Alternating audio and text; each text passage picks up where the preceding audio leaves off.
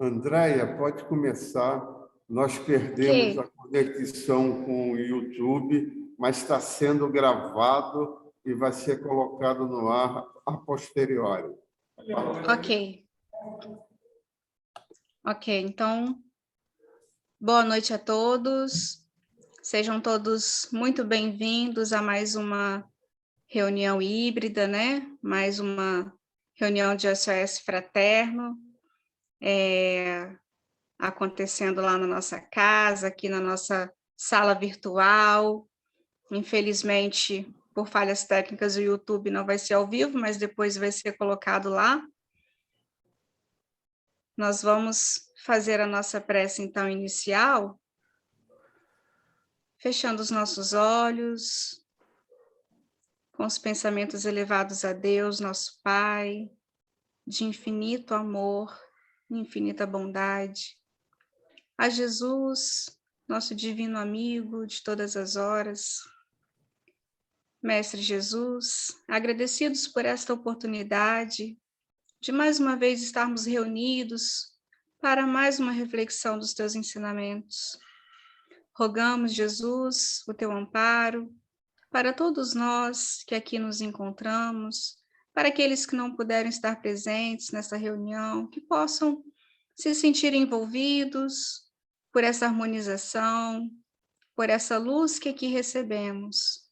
Nós rogamos também a espiritualidade amiga, mentores da nossa casa, Centro Espírita Allan Kardec, que possa nos envolver, nos auxiliar na compreensão que o nosso companheiro Fábio nos trará essa noite, que ele também possa ser envolvido, intuído, para nos trazer a reflexão. Que a sua paz, Mestre Jesus, permaneça conosco, agora e sempre, que assim seja. Hoje nós temos nosso grande companheiro Fábio, nosso amigo, nosso companheiro de caminhada, um trabalhador da nossa casa, que está sempre a postos. Hoje ele vai trazer o tema para a gente, livre-arbítrio. Fábio, a sala é sua. Obrigado, Andréia. Você é muito generosa comigo. Tem que compartilhar a tela, né? Compartilhar. Vocês já estão vendo? Sim, está aparecendo. Como é que faz para... Tudo bem? Pode começar? Sim, estamos... Pode sim. Então, nosso tema é o livre-arbítrio. E como nós estávamos tendo, ou estamos tendo, pessoas novas indo na terça-feira, nós resolvemos privilegiar quem está iniciando na doutrina, né, com o nosso estudo. Mas eu estou vendo que está meio vazio por causa da chuva, né? Mas mesmo assim a nossa intenção foi essa, foi privilegiar quem está iniciando na doutrina. E nós vamos iniciar fazendo algumas considerações, tecendo algumas considerações sobre Allan Kardec e a doutrina espírita.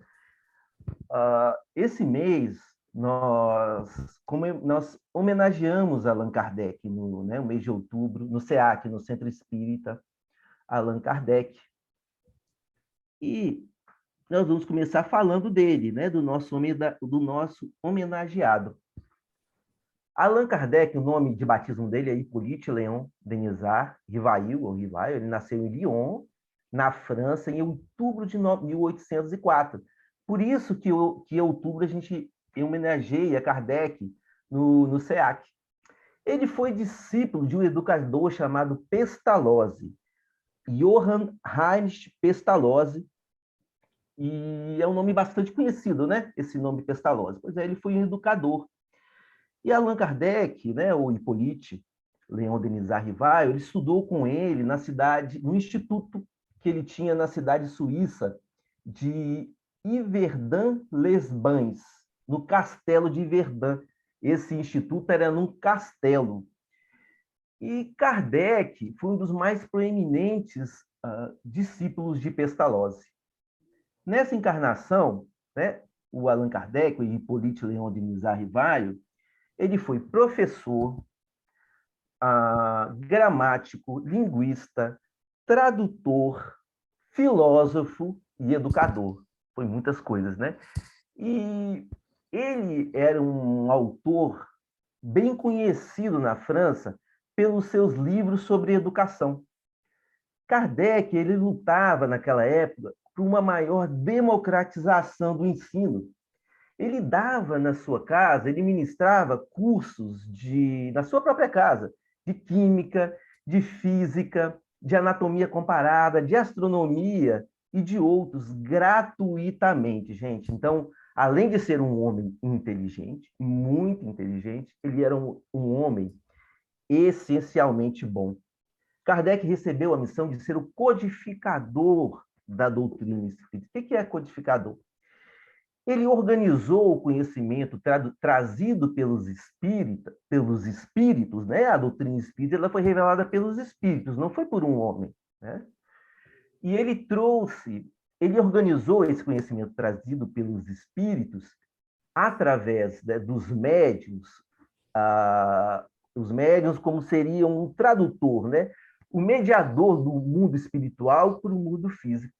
Então, através da mediunidade, através da psicofonia, que é a fala, da psicografia, que é a escrita mediúnica, e outros meios mediúnicos, esse conhecimento foi organizado por Kardec em livros de acordo com a característica desses conhecimentos. E nós temos então, o que nós chamamos das 5 obras básicas da doutrina espírita: Livro dos Espíritos, o Evangelho segundo o Espiritismo, Livro dos Médiuns, Céu e Inferno e a Gênese. A doutrina espírita, ela é também chamada de a terceira revelação, porque primeiro veio o Velho Testamento com Moisés, depois o Evangelho com Jesus, e depois a revelação espírita trazida pelos espíritos, por isso a terceira revelação. Ela é também chamada de o Consolador, porque Cristo, em João, capítulo 14, versículos de 15 e 17 e 16, Cristo promete, né? Cristo diz que pediria ao Pai que enviaria o Consolador, que é o Espírito de verdade, que nos ensinaria as coisas que ele não pôde ensinar naquele momento e nos lembraria de tudo que foi ensinado. O Espiritismo também é chamado de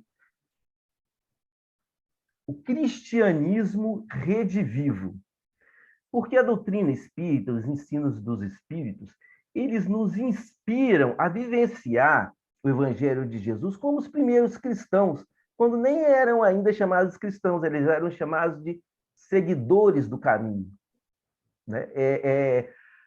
A doutrina de Jesus, naquela época, era chamada de o caminho. Só depois, com Lucas, né, que ele vem a se chamar cristianismo. E aí, terminando as nossas considerações, a gente vai entrar, né, no nosso assunto propriamente dito, que é o livre-arbítrio.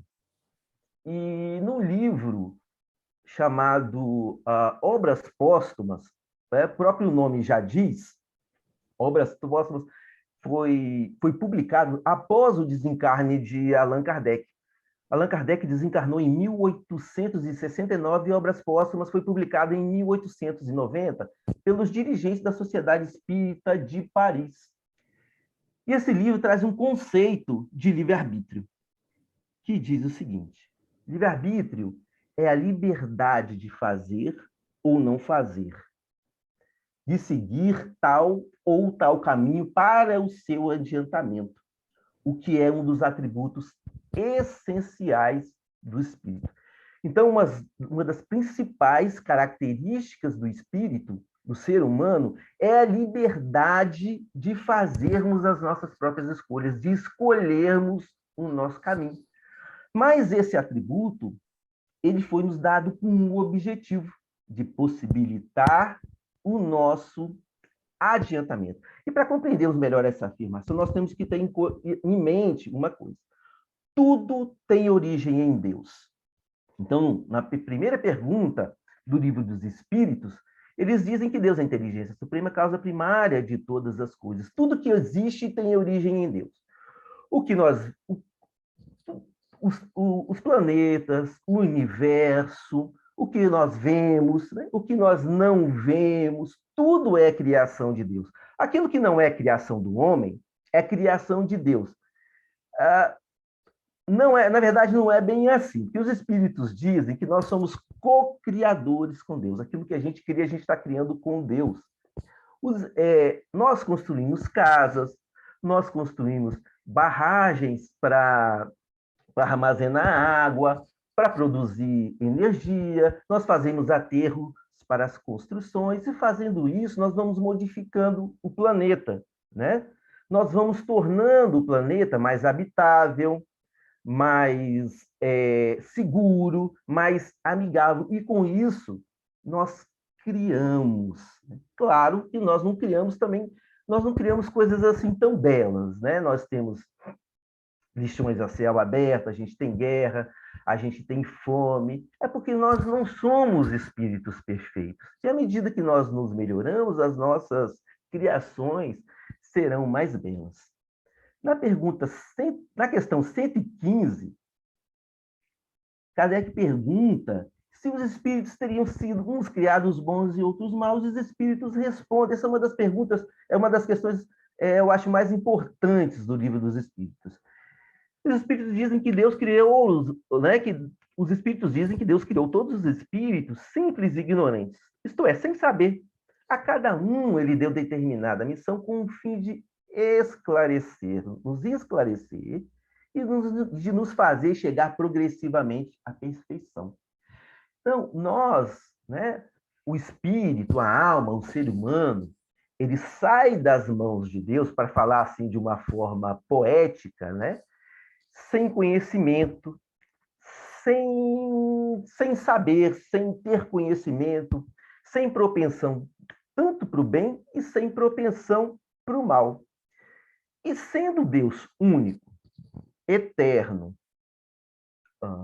causa primeira, a origem de todas as coisas, sendo Deus todo bondade, toda justiça, inteligência suprema, a ideia de um ser totalmente voltado para o mal, seja o nome dele Satanás, seja diabo, seja demônio, é incompatível, essa ideia é incompatível com esses atributos de Deus, de bondade, de justiça, de sabedoria. Na verdade, isso é uma alegoria, né? É um simbolismo do mal existente na humanidade.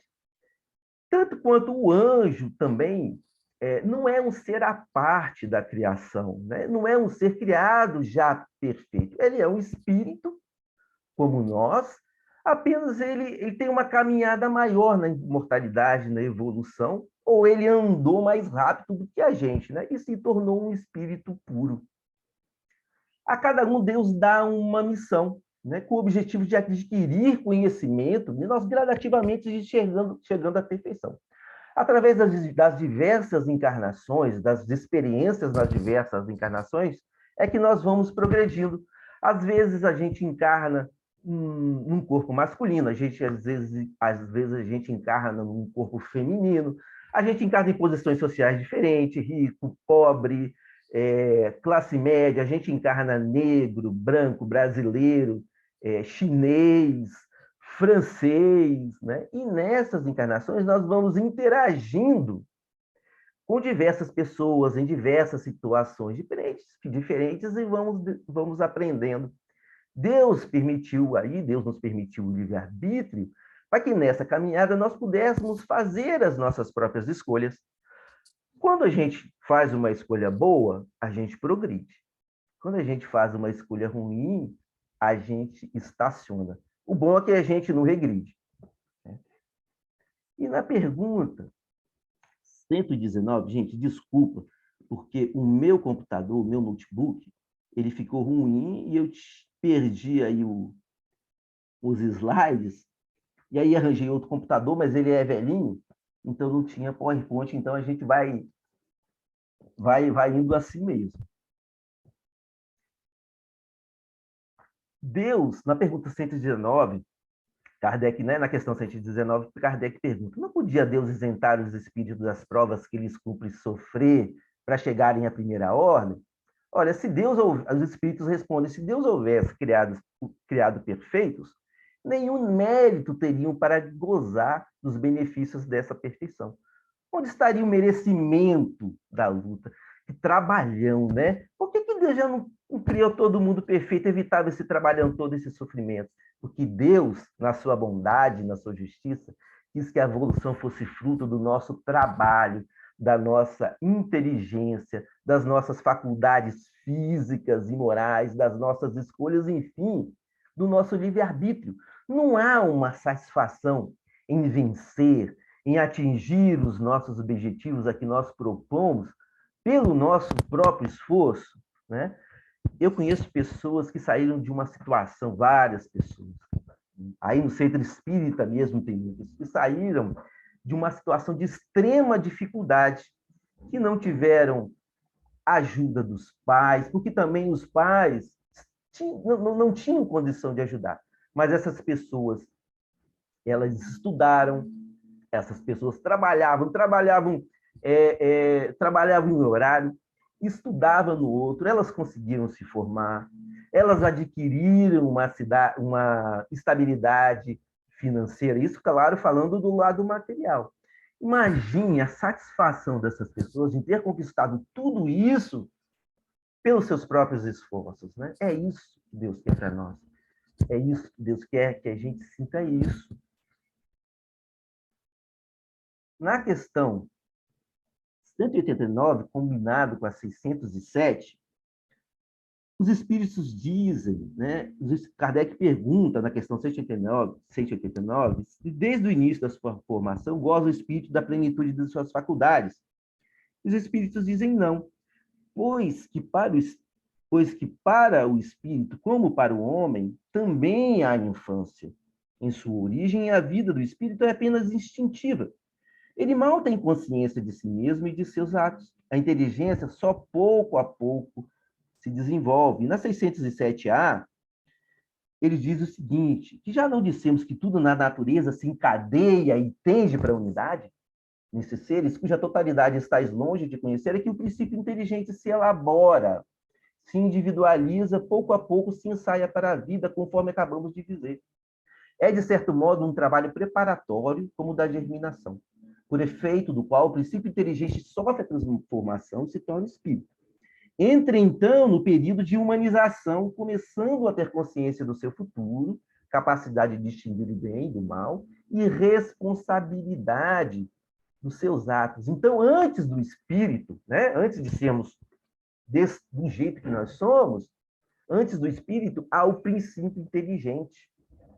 Antes do princípio inteligente, ele fala, há algo, né, que se elabora, se individualiza e se transforma em princípio inteligente. Depois se torna o espírito e vai evoluindo, o espírito vai evoluindo, adquire razão, inteligência, consciência de si mesmo e finalmente surge o livre-arbítrio. Só aí surge o livre-arbítrio. A evolução, ela é muito mais complexa do que a gente acha. Deus não cria nada assim como um passe de mágica, não. Deus cria, organiza, desenvolve através de suas leis, da lei de progresso, da lei de reprodução, da lei de conservação, da lei de destruição.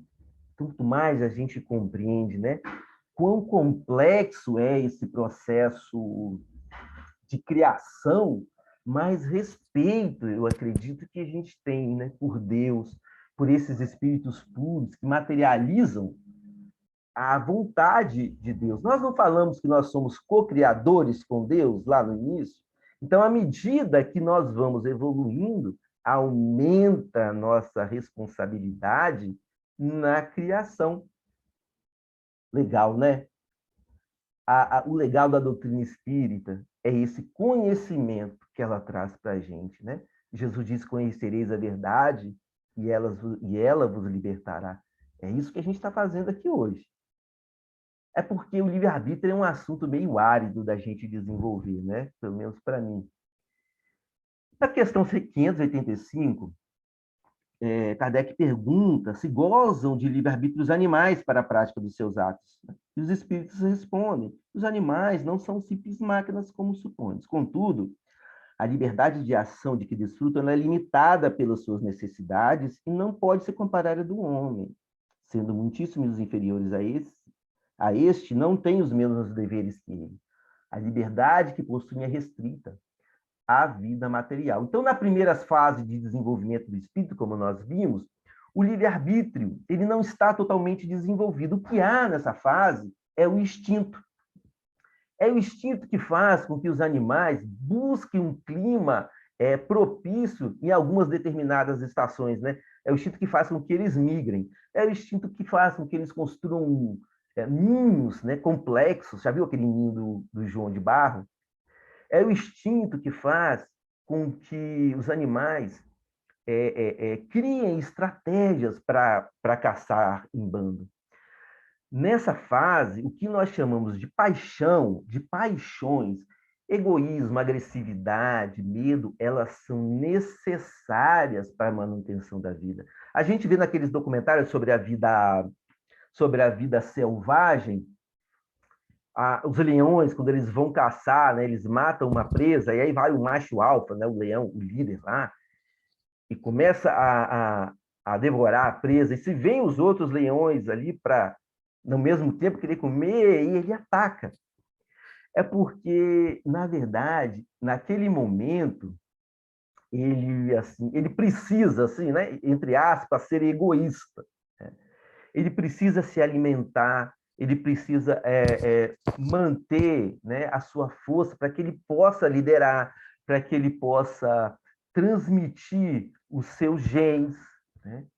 O medo, né? O medo faz com que a presa ela crie estratégias para se proteger. Eles se escondem, eles dissimulam, eles enganam. A agressividade ela é necessária para ele poder caçar, para se proteger, para disputar a liderança. Né? Agora, à medida que o espírito que vai evoluindo moralmente, espiritualmente, outras necessidades se apresentam que não as materiais, são as necessidades morais. E se nós nos deixarmos dominar por essas paixões, o que naquele momento era um bem, porque era fruto de uma necessidade, passa a ser um mal para a gente, porque essas paixões elas já não são uma necessidade, o egoísmo, por exemplo, a agressividade, elas não são mais necessárias para o espírito evoluído sobreviver, né? E elas passam a ser prejudiciais à nossa espiritualização. E continuando o nosso estudo, na questão 123, Kardec... Vocês estão conseguindo ver bem aí, né? Não sei se está pequeno. Kardec pergunta, por que a Deus permitido que os espíritos possam tomar o caminho do mal? Os espíritos ficam sérios com ele, né? Como ousar expedir a Deus contas dos seus atos? Supondes poder penetrar nos seus desígnios? Podeis, todavia, dizer o seguinte, a sabedoria de Deus está na liberdade de escolher que ele deixa a cada um. Porquanto assim, cada um tem o mérito de suas obras. Nada de mal há de vir de Deus. O mal que nos aflige é o resultado das nossas próprias escolhas. Né? O homem chegou a um nível de evolução intelectual que nos permite eu estar aqui na minha casa, dentro do meu quarto, fazendo esse estudo, e vocês estão aí em tempo real, ouvindo. Tem gente que estava participando, tem gente lá dos Estados Unidos, né, que estava participando. Isso é muito legal. Essa evolução intelectual nos proporcionou ao ser humano produzir uma vacina em tempo recorde para o Covid. Em 10 meses, os laboratórios, né, Pfizer e BioNTech, eles produzem 10 meses. eles produziram uma vacina, essa vacina saiu de um conceito e foi para a realidade num prazo recorde de 10 meses. Eu acho que na história foi a vacina mais rápida desenvolvida, né? Elas foram aprovadas em 10 meses para o uso emergencial lá no Reino Unido e receberam a aprovação pelo FDA, que é a Agência Reguladora de Saúde dos Estados Unidos. E aqui no Brasil, nós vacinamos em primeira dose mais que nos Estados Unidos, né? Em segunda dose, não, eles vacinaram mais. Mas, no entanto, numa reportagem em abril, que eu consegui verificar na internet, existia um país da África que ainda não tinha recebido nem uma dose, né? Enquanto em outros países, vacinas estão se perdendo por causa do prazo de validade, porque as pessoas não querem tomar. Em outros lugares, foram doados assim, quantidades irrisórias ou nem chegou ainda. Isso é o quê? O resultado do egoísmo, que é uma das paixões que atrasa o nosso progresso espiritual, né? Às vezes, essas paixões, elas são tão fortes na gente que nos impedem até de tomar uma decisão lógica, né? Uma decisão racional. Que nos lugares em que esse vírus ele prolifera livremente, é uma maior possibilidade de haver uma mutação que vai produzir variante, né? Variantes como a Delta, né? que surgiu, que podem ser resistentes às vacinas atuais, né? São as paixões evitando, né? Nos influenciando. E às vezes a gente nem percebe isso, né? E essas paixões nos fazem tomar decisões, né? sobre essas influências, até dirigindo os nossos atos. Quantas vezes nós dizemos com orgulho que somos livres para tomar das nossas próprias decisões, mas realmente, se a gente for ver, nós somos escravos dos nossos vícios, das nossas manias, das nossas incapacidades, das nossas paixões e nossas verdades absolutas. Às vezes a gente não emite uma opinião, a gente emite uma verdade absoluta. Eu sou assim, não vou me dar, isso é o certo, o outro jeito está errado. E a gente essas opiniões, elas vão se cristalizando, que ela vira um dogma, né? Uma coisa imutável, e nós vamos guiando as nossas vidas por essas coisas aí. Quando a gente sabe que tem a lei do progresso, em que nada permanece, tudo se modifica, né? Tudo progride, nada permanece. Então, isso é um atraso, né, de vida, né? E aí a gente lembra de Raul Seixas, quando ele diz: eu prefiro ser essa metamorfose ambulante do que ter aquela velha opinião formada sobre tudo. Isso é uma verdade, gente. Eu quero dizer agora o oposto do que eu disse antes. Eu prefiro ser essa metamorfose ambulante do que ter aquela velha opinião formada sobre tudo. Hoje a gente tem opinião, amanhã a gente tem outra. Quem sabe, numa dessas encarnações passadas aí, a gente jogou pedra no centro espírita e agora a gente está aqui, né? Na doutrina espírita. Isso é muito legal. E Raul Teixeira, né? É um palestrante espírita. Tem um livro, tem um vídeo dele no YouTube que ele fala sobre o livre-arbítrio, e ele diz que algumas pessoas se dizem livres, né? Mas não conseguem se libertar, por exemplo, do tabagismo. Então, se elas não conseguem se libertar, elas não são livres, elas são escravas da nicotina, escravas do tabaco. Outras se dizem livres, mas não conseguem se libertar do alcoolismo. São escravos de seus vícios, né? Todas as nossas escolhas, gente, têm consequências, boas ou ruins. E a gente não tem como fugir dessas consequências. Tabagismo, a gente tem efizema pulmonar, câncer, entre outros. Alcoolismo, nós temos aí a cirrose, as pessoas perdem a confiança nas pessoas, né, em nós, como nós nos viciamos.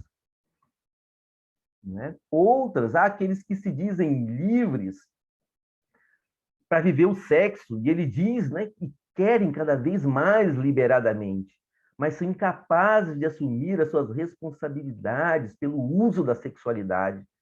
Muitas vezes a mulher engravida e o homem, ó, vai embora, ou ambos decidem tomar a decisão de fazer um aborto, e a gente sabe quão graves são as consequências para o espírito imortal, para, né, para quem toma uma decisão dessa. Claro, ele diz que há exceções muito felizes e notáveis de indivíduos que assumem as consequências pelos seus atos, mas mesmo assim a gente complica a vida da gente, a gente cria situações desnecessariamente negativas, complicadoras para os nossos passos no mundo, né? Todas as nossas escolhas, elas têm consequências, a gente tem que lembrar disso. E tem um filme muito legal, tá no Netflix, se chama As Vantagens de Ser Invisível. Nome engraçado, né? Mas o filme tem uma crítica muito boa. E ela conta a história de um rapaz um rapaz de 16 anos, que teve alguns traumas, né, durante a vida e que passa a enfrentar, né, o suicídio do melhor amigo dele. E ele, nessa fase, ele inicia o ensino médio com todas as seguranças. Então, ele aborda várias questões. É muito legal o filme, é um filme assim, é um filme delicado, inteligente, divertido. As vantagens de ser invisível. Tem no Netflix. Então, em determinado momento, o personagem principal, que o nome dele é Charlie, né? Charlie, ele pergunta para o professor de literatura dele. Ele pergunta assim: por que pessoas legais escolhem pessoas erradas para namorar? E o professor dá uma resposta que é uma coisa muito séria. Aceitamos o amor que achamos que merecemos. Olha isso.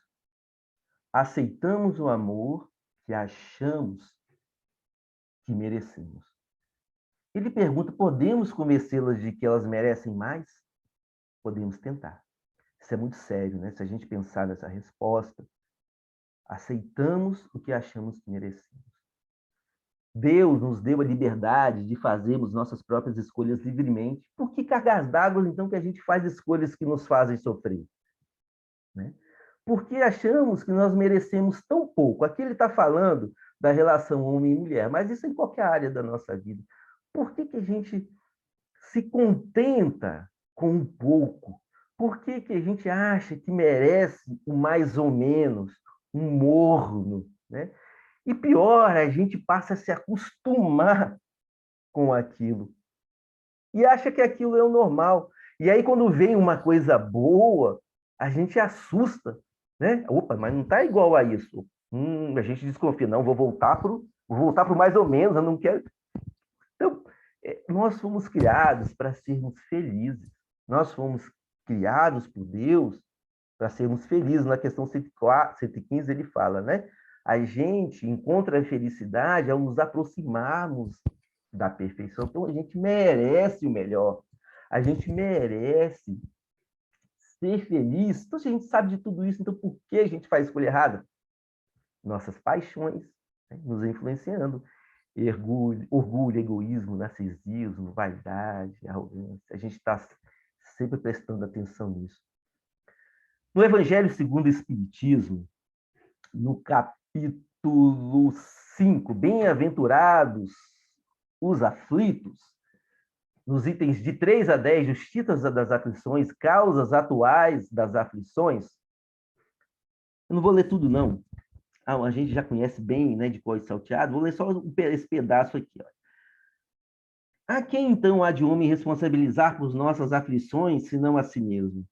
O homem, pois, em grande número de casos, é o causador de seus próprios infortúnios. Mas, em vez de reconhecê-lo, acha mais simples, menos humilhante para a sua vaidade acusar a sorte, a providência, a má fortuna, a má estrela, ao passo que a má estrela é apenas a sua incúria, né? A inadvertência, negligência, desleixo. Tem alguém sofrendo aí? Tem alguém passando por alguma aflição? Tem alguém que já passou por alguma aflição, sofrimento? Se quiser, pode levantar a mãozinha assim do Zoom, né? Euzinho aqui. Olha, provavelmente o responsável é você mesmo. É duro ouvir isso, né? Porque é tão mais fácil culpar o outro, é a vida, é o azar, nunca somos nós. Deus, por que você me faz passar por isso, né? Nós precisamos nos responsabilizar pelas nossas ações. Nós precisamos deixar de ser crianças espirituais e nos transformarmos em adultos espirituais, como diria, né, Paulo e Emmanuel. Nós precisamos assumir as responsabilidades pelas consequências dos nossos atos. Principalmente, nós precisamos nos responsabilizar pelos nossos sentimentos. Alguém te decepcionou, te traiu, abusou da sua confiança? Você acha que alguém brincou com os seus sentimentos, com a sua sinceridade? Isso aí te magoou, né? Te deixou com raiva, triste. Aí você sente vontade de dar um troco, de devolver na mesma moeda, né? Eu vou trair aquele cara também, ele me traiu, aquela mulher. Vou me vingar, vou tratar todo mundo do mesmo jeito que me trataram. Só que tem um problema. Essa mágoa que você está sentindo, a tristeza que você está sentindo, a dor, essas emoções são suas. Assim como a vontade de dar o troco, de responder na mesma moeda, de se vingar, né, de tratar todo mundo como você acha que te trataram, são responsabilidades suas. Nós temos que aprender a nos responsabilizar pelos nossos sentimentos. Mas como assim? Ele me feriu, a gente vai falar, ele me traiu, sim. A ação dele infligiu em você, causou em você uma dor, mas também infringiu, né, a lei de Deus, que é a lei de amor. Isso vai gerar para ele um débito perante essa lei que ele vai ter que resgatar. Ele vai ter que pagar, né, digamos assim, né? Ou pela dor ou pelo amor. Isso é dele. Mas o que você sentiu em relação a isso é uma responsabilidade sua. Você não pode, e aí já não é, né, uma responsabilidade dele.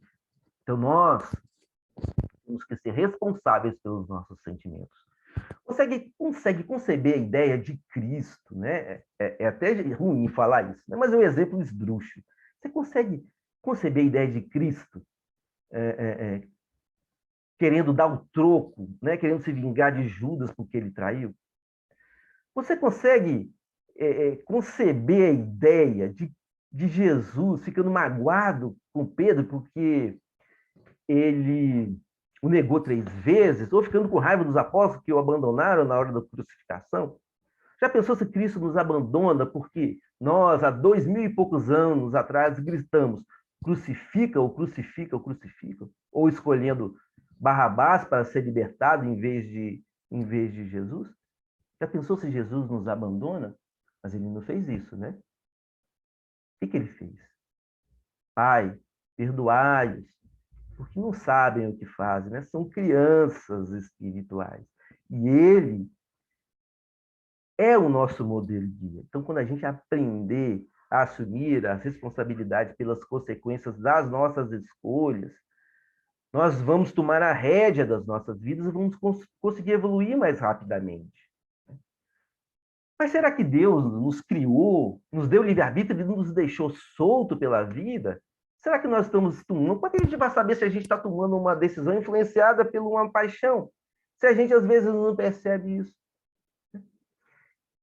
Lá em A Gênese, no item 3, o bem e o mal, no capítulo 3, o bem e o mal, no item 6, Kardec diz que Deus promulgou leis plenas de sabedoria, tendo por único objetivo o bem. Em si mesmo, encontra o homem tudo que lhe é necessário para cumpri-las.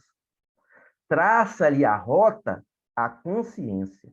A lei divina está gravada no coração. E os espíritos, nas questões 614 do Livro dos Espíritos, eles dizem que a lei de Deus é a única verdadeira para a felicidade do homem. Ela indica o que fazer e o que deixar de fazer. E ele só é infeliz quando se afasta da lei de Deus. Eles dizem que a lei de Deus está na nossa consciência.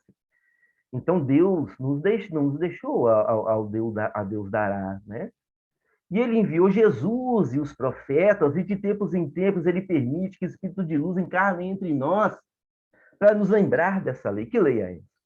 Que lei é essa? É a lei do amor. Então nós temos o Velho Testamento, o Evangelho de Jesus, agora nós temos a revelação dos espíritos, né? A doutrina espírita mais recentemente. Então, não é pouca informação que nós temos, né? E nós temos ainda um instrumento poderosíssimo nas nossas mãos, a prece. A prece, se você for sincero, se você for realmente sincero no seu desejo de melhorar, de querer fazer o bem, de querer tomar a melhor decisão, não em relação ao que você quer, mas ao que você realmente precisa, você vai ser atendido. Você vai ser intuído no que fazer, em qual decisão tomar. Seu anjo da guarda, os espíritos de luz, vão te intuir a melhor decisão para a sua felicidade. Então, a gente está com a faca e o queijo na mão, né? A gente tem tudo que a gente precisa. Que a gente, então, não desperdice essa oportunidade que a gente está tendo nessa vida. E que o Pai nos guie, nos mostre, né? Nos intua aí no melhor caminho para tomar em direção ao futuro, que vai ser, com certeza, melhor. É isso que eu queria trazer. E desculpa, gente, eu me estendi demais, né? Desculpa. Imagina, Fábio, nem tem que se desculpar. É excelente, é ótimas as reflexões. Eu acho que poderíamos ficar aqui por mais tempo te ouvindo tranquilamente.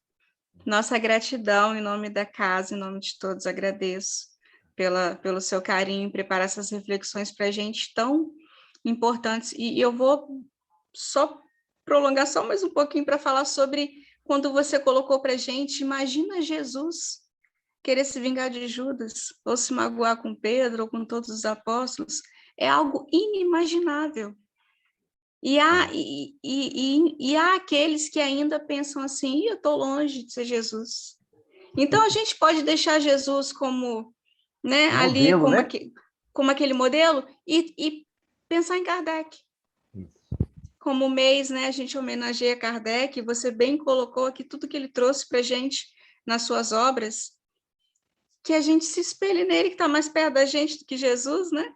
Isso. Já que Jesus está um pouco mais distante, que a gente traga Kardec mais para pertinho da gente e que a gente continue levando essa doutrina de Jesus, de Kardec, esses ensinamentos que Kardec contemplou para a gente. Fábio, mais uma vez, muito obrigada. A gente vai caminhar aqui para a nossa prece de encerramento. E aí a gente pede aí, ninguém saia correndo, para a gente poder se saudar no final, tá joia?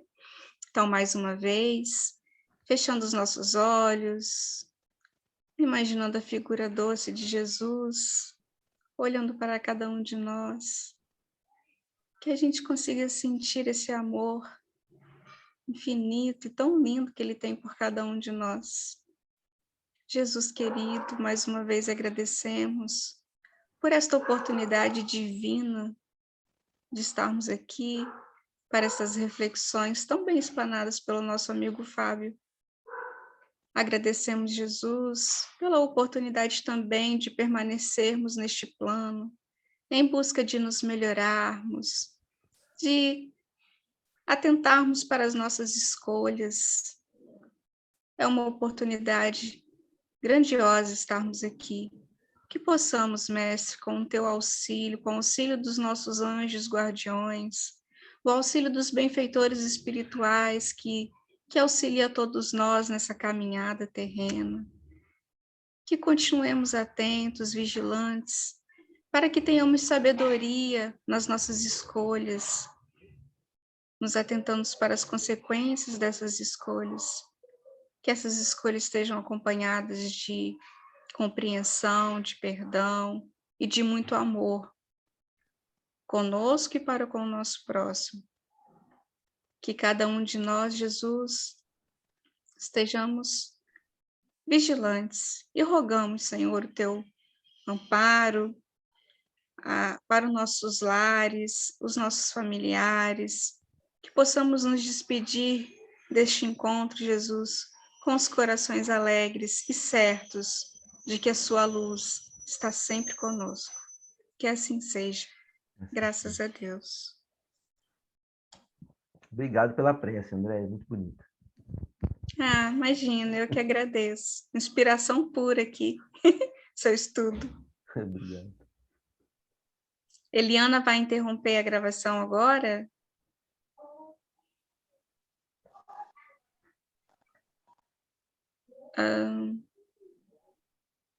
Tá aparecendo gravando aí para você ainda, Fábio? Tá gravando. Para mim aqui também. Eu creio que eles estejam fazendo a prece lá na casa agora, ó, nesse Sim. momento. Sim.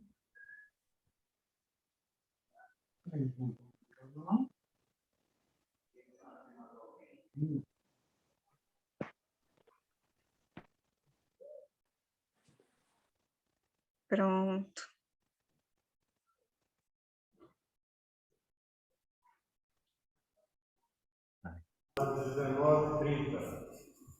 Eliana, a gravação. Tá gravando ainda? Oi, gente. Tudo bom aí?